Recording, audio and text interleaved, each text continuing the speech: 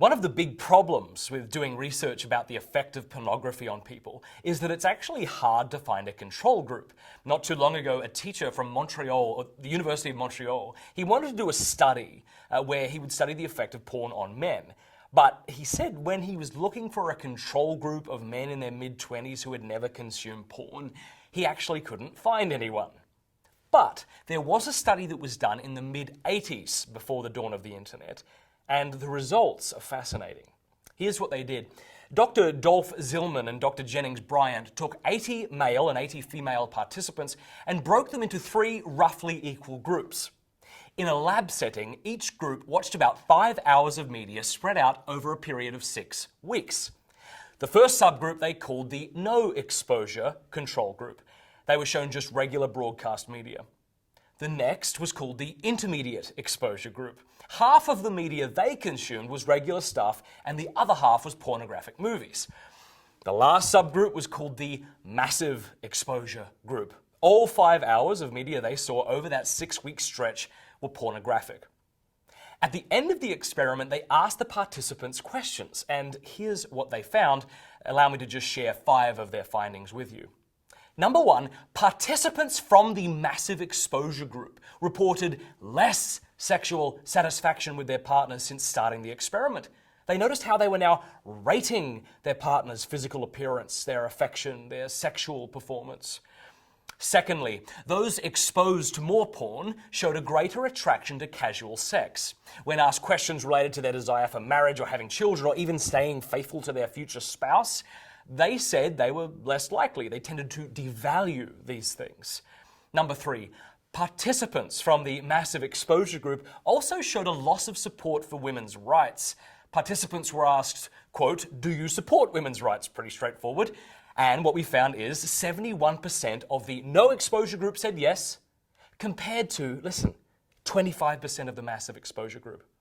Remember, the massive exposure group included not just men, but also women. So even women exposed to porn were showing a drop in support for women's rights.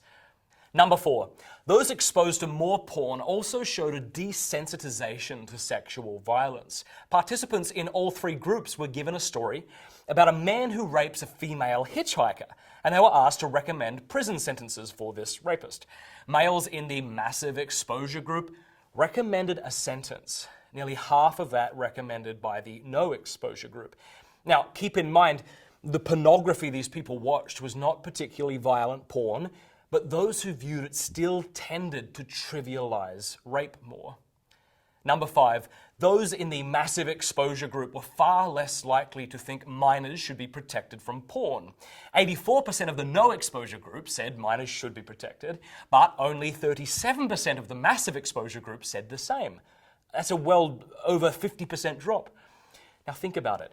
Back in the 80s, 5 hours of porn videos spread out over 6 weeks was called the massive exposure group. Today, we might call that the Friday night afternoon PAPS group. I don't know.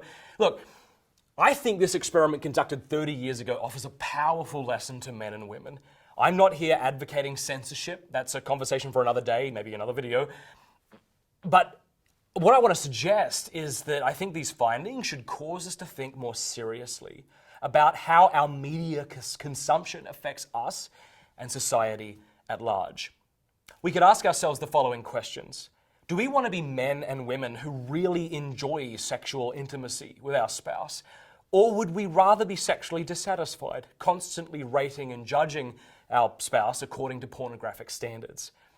Do we want to be someone who really honors and cherishes women, seeing them as persons to be given equal protection and rights as men?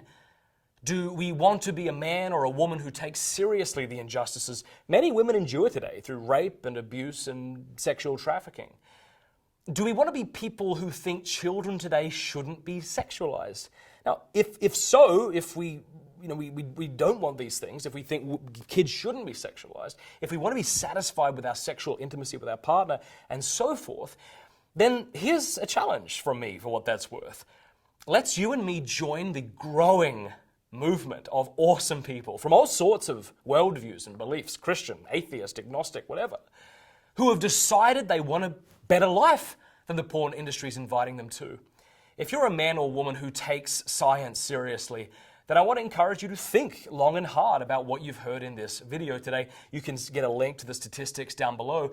And if you're interested in learning more, download the free ebook, Your Brain on Porn, which is available at covenanteyes.com.